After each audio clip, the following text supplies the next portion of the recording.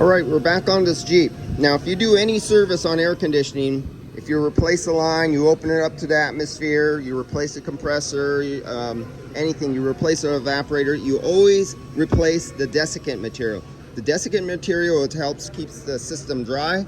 So I already pulled the plug out of the bottom here. So here's where the desiccant material is contained. Inside here, it's right here. I pulled the plug out from the bottom. It goes right there. Real simple. So you can order these individually, and it looks like it's not going to come out that easy. Hold on. Let's do a little that. There we go. It came out that easy. And that's it. So this is the filter.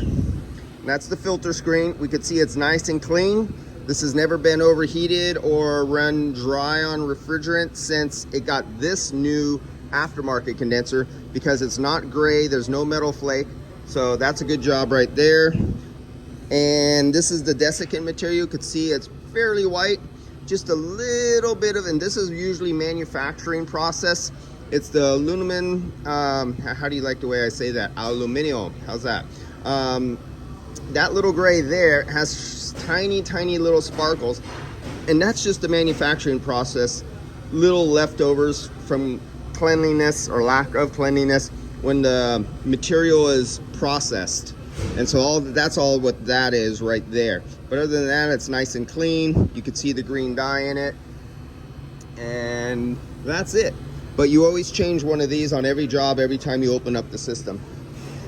And on this OEM right here, you can't see it right there, but it's contained right there.